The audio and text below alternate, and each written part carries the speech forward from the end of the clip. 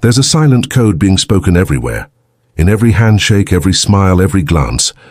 Most people never hear it, yet it decides who leads and who follows, who dominates and who submits, who walks away with power and who leaves emptied. You feel it before you understand it. The moment someone enters a room, something invisible shifts. A subtle tension in the air, a reorganization of attention. The confident one speaks less but is noticed more. The nervous one laughs too quickly, gestures too often, trying to fill the silence that already betrayed them. This is not coincidence. It is choreography.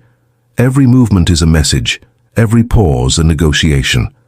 What we call chemistry or intuition is often our unconscious reading of these signals. The tilt of a chin, the microsecond delay before a handshake, the weight of a gaze that lingers too long. Behind every social interaction hides a pattern older than speech itself, an ancient survival language of dominance and submission that has simply evolved into elegance. We are animals wearing civilization as a mask, but the instincts still run the show. Power, attraction, intimidation, all of it begins in the body before the mind invents a reason. Most people speak endlessly, unaware that their gestures contradict every word. They lean in when they should lean back. They expose their neck when they should guard it. They laugh when silence would have made them strong. The silent code governs them like puppets, and the few who learn to see it, to decode this quiet system, hold an advantage that words can never grant.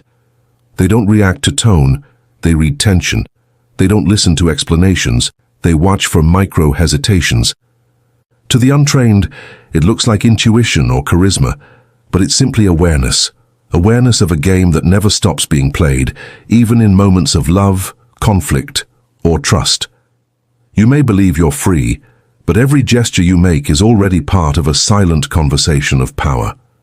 Machiavelli understood this centuries ago, long before psychology gave names to instincts, and dominance was measured by status instead of presence. Power doesn't speak, it signals. It moves beneath words, hidden in the smallest calibrations of behavior. The Prince wasn't a book about politics. It was a manual on perception. How to read what others cannot say, and how to communicate control without uttering a single command. For Machiavelli, leadership was never about noise. It was about the invisible theater of gestures, the hesitation that reveals fear, the steady gaze that disarms deceit, the subtle stillness that makes others restless. He observed rulers, courtiers, and merchants, and noticed that those who held true influence rarely raised their voices. They let silence do the work. They understood that in every interaction, someone sets the emotional tempo, and whoever controls that tempo controls the outcome.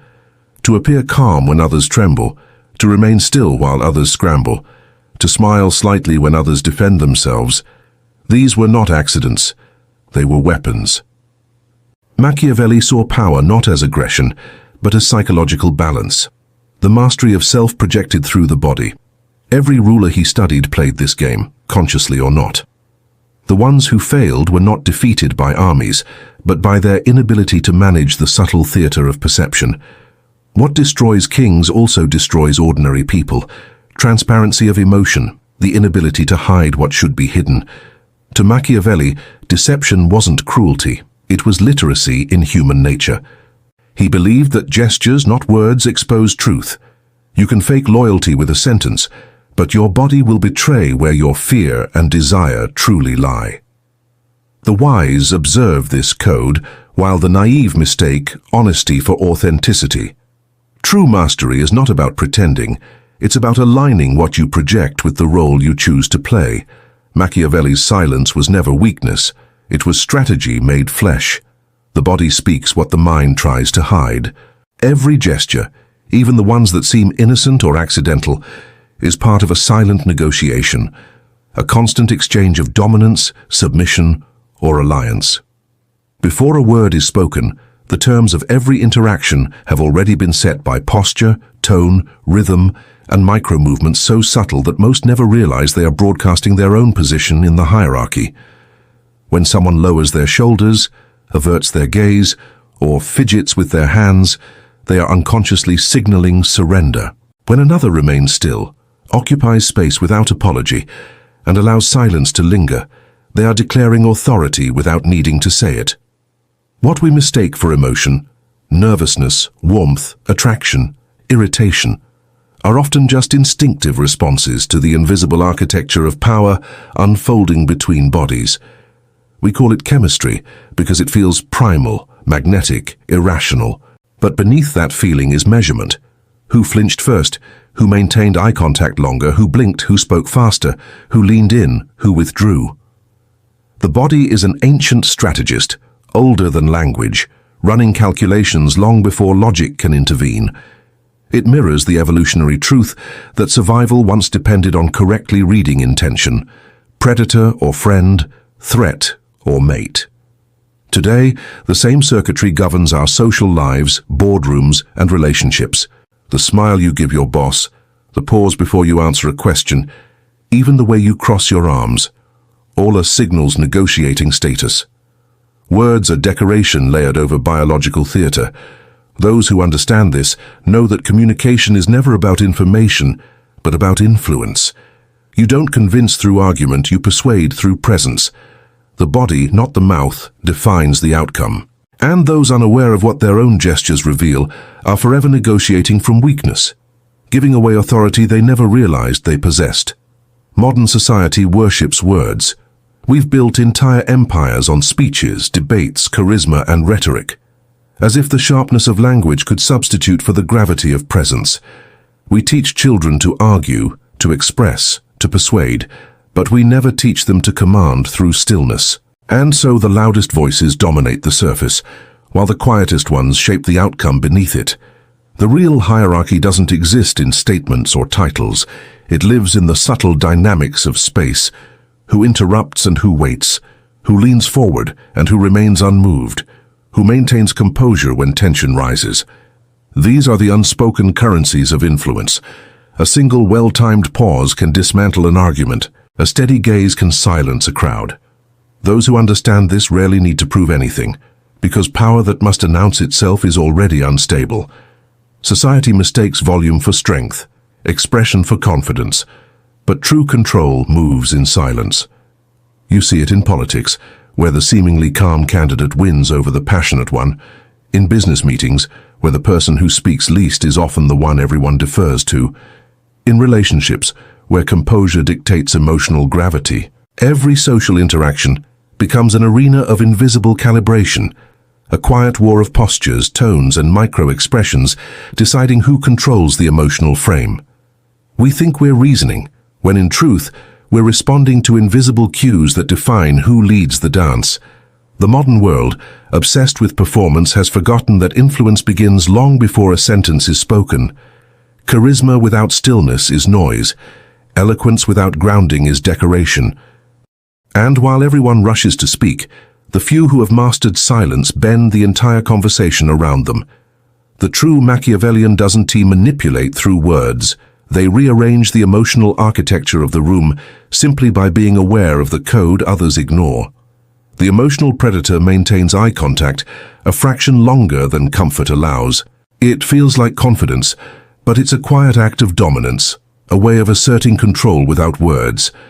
The other blinks, looks away, and something imperceptible shifts. One becomes the observer, the other the observed. The gentle manipulator smiles softly, tilts their head just slightly less than the person before them, creating the illusion of empathy while silently positioning themselves above. In a meeting, the true decision-maker often speaks last, letting others exhaust themselves with arguments. When they finally move, a slow nod, a calm exhale, a measured glance, the entire room rearranges around that gesture. The body never lies. It leaks hierarchy through every detail, who invades space and who retreats, who gestures expansively and who folds their hands in restraint, who interrupts and who absorbs. Even silence reveals intent. Two people in conversation might say nothing for seconds, but the one who holds eye contact without discomfort controls the tempo. In relationships, the same code governs intimacy. The one who reaches first, who laughs first, who apologizes first, unconsciously yields emotional territory. Power dynamics exist not only in boardrooms or politics, but in kitchens, bedrooms, and daily exchanges between friends and strangers. The lover who withdraws affection subtly dictates the rhythm of attachment. The colleague who touches your shoulder while speaking asserts invisible ownership of the moment. Even kindness can be strategic when delivered with precision. What we interpret as charm, chemistry, or respect is often a negotiation for control disguised as connection. Every interaction, whether flirtation, debate, or confrontation, becomes a map of silent gestures, revealing who is leading the dance. To those who learn to see it, this choreography is no longer random. It's a constant unveiling of truth beneath the mask of civility. Once you start noticing the code, you can't unsee it. What once looked like casual conversation now appears as strategy. Every smile conceals motive. Every silence becomes a move. Every gesture reveals an unconscious intent. The world stops being spontaneous and turns into a chessboard where each person, knowingly or not, plays a role in an invisible hierarchy. You begin to see how people perform kindness to gain trust, how compliments are deployed as anchors, how laughter is used to deflect tension or disguise insecurity. The illusion of sincerity starts to dissolve. You no longer hear what people say. You watch what they're protecting while they speak. The moment you gain this awareness, innocence dies. You can't enter a room without sensing where the power sits, who commands it, who resents it, who is pretending not to care but secretly fighting for position. It's exhausting because perception becomes constant vigilance. You read the room like a battlefield, interpreting every micro-expression, every hesitation, every misplaced gesture. Relationships no longer feel simple. They become mirrors reflecting hidden motives. You notice when affection becomes manipulation, when empathy turns into control, when confidence masks desperation. This vision isolates you. The ordinary world feels unbearable because it is built on performances you can no longer join without betraying what you've seen. Friends seem scripted, lovers rehearsed, colleagues choreographed. You can't stop analyzing and you can't return to blindness. Awareness sharpens into both weapon and wound. The same clarity that protects you from deception also prevents you from genuine surrender. You see the invisible strings but lose the ease of dancing. This is the curse of perception, the price of seeing beneath appearances. You gain control, but you lose the comfort of ignorance. And once you awaken to this hidden code, pretending not to see it feels like lying to yourself. You begin to realize that most people aren't communicating. They're calculating. Their words are scripts, their smiles are strategies, their nods are negotiations. Beneath every polite exchange hides a silent equation of gain and loss, dominance and submission, approval and rejection. What looks like warmth is often a transaction. What feels like connection is a subtle trade of validation and control. Once you see this, conversation stops being simple. You start hearing what is not said, the small pauses loaded with manipulation, the practiced tones that disguise insecurity, the moments of overemphasis that betray need. You watch as people try to impress, flatter, seduce, or placate, unaware that their gestures expose them more than their confessions, and something inside you begins to withdraw, not out of superiority, but out of fatigue, the exhaustion of witnessing a theater where everyone plays roles they mistake for themselves. You stop responding immediately. You let silence speak first. You watch how discomfort reveals truth faster than words ever could. You become an observer among actors, a presence detached yet piercing. Crowds start to feel suffocating, conversations heavy, laughter rehearsed.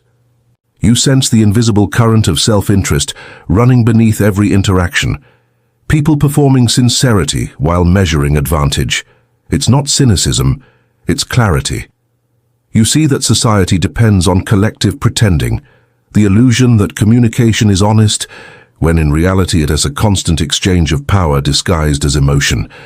You learn that speaking less grants more influence, that withholding reactions unsettles manipulators, that neutrality is the sharpest weapon. The more you observe, the less you wish to participate. You stop seeking validation because you recognize its cost, self-betrayal. The withdrawal is psychological before it is physical, a quiet detachment from the unconscious performance around you.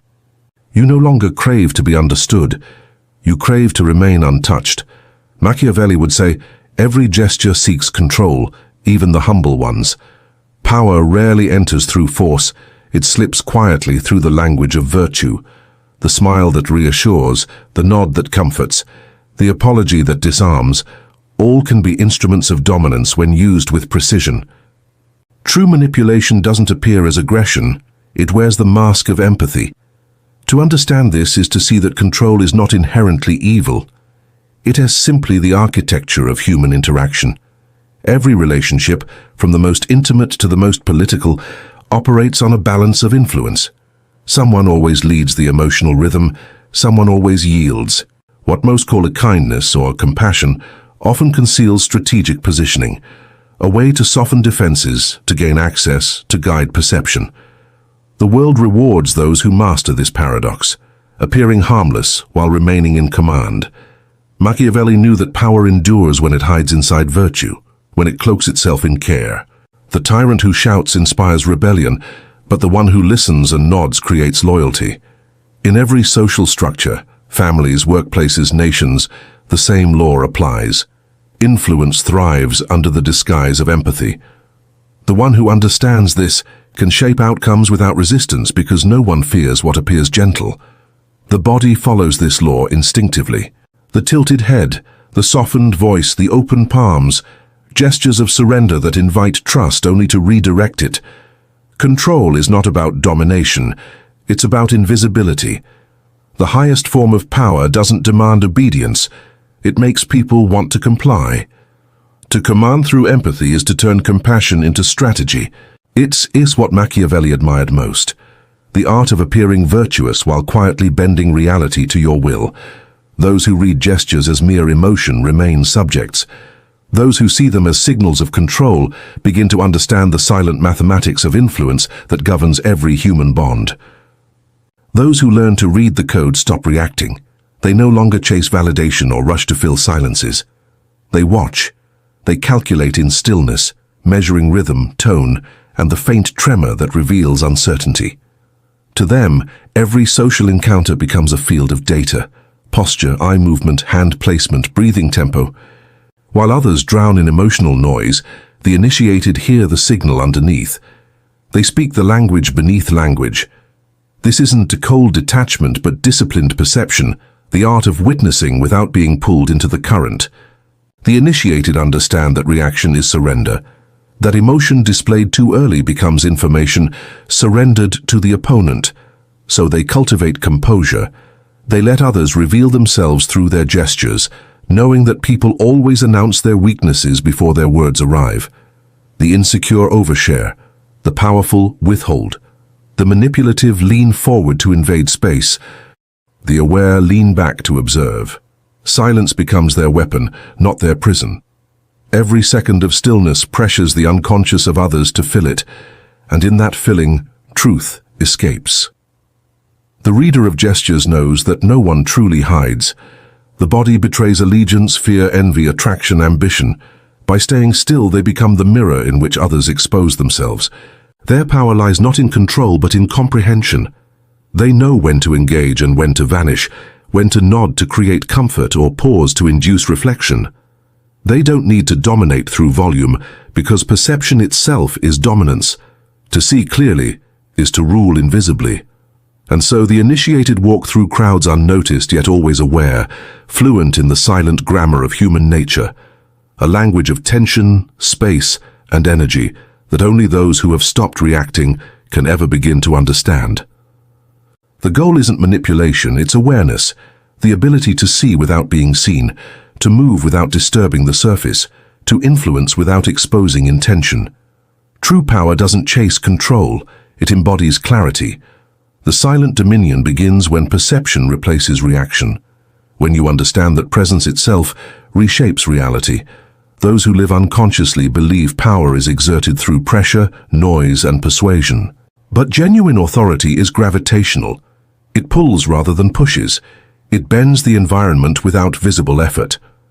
The silent individual doesn't need to convince. They simply exist in a state of coherence so strong that others subconsciously align.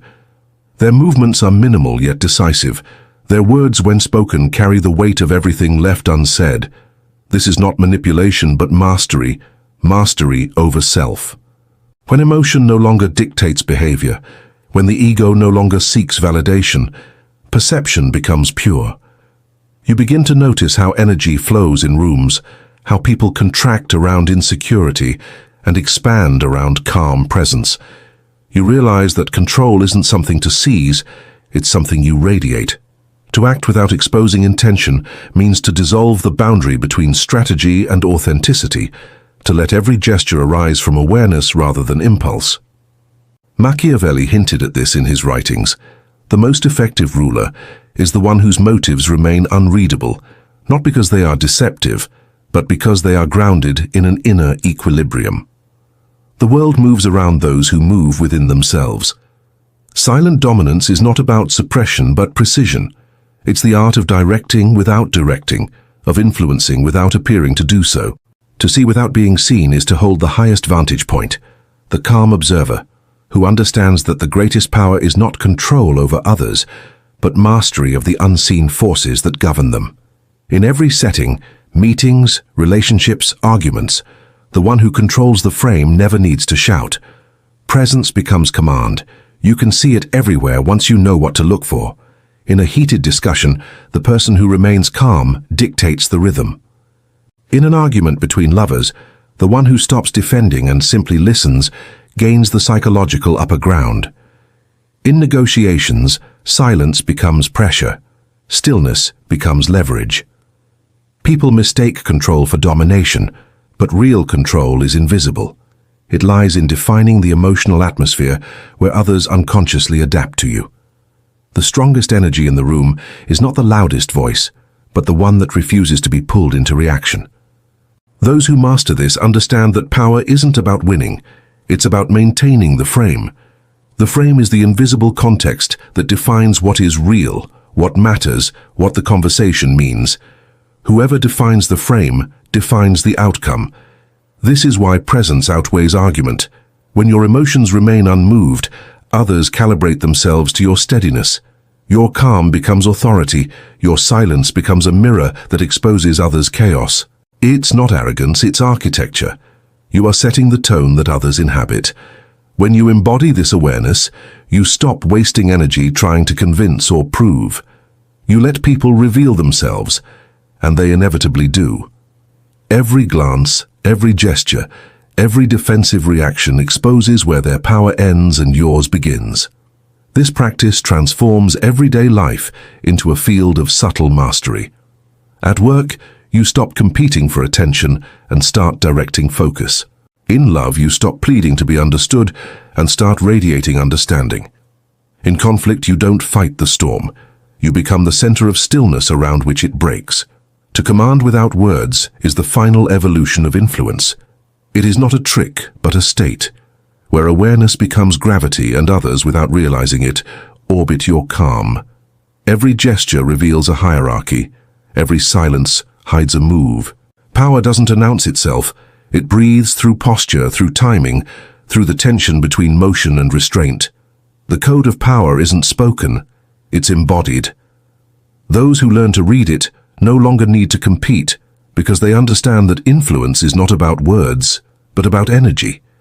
The body becomes a language of truth that can't be faked, a constant transmission of confidence or submission, of clarity or confusion. You start to see that people reveal their entire psychology before they open their mouths. The way they stand, blink, lean, or retreat tells the story of their internal state. To master this code is not to manipulate others, but to refine yourself until your presence alone communicates precision, authority, and calm. In a world addicted to noise, the quiet observer becomes the one who truly directs the game. The unspoken code rules all interactions, and those fluent in it move through life unseen, but never unnoticed. Who around you speaks with their body louder than their words? Who hides control behind calm smiles, guiding the mood of every room without saying a thing?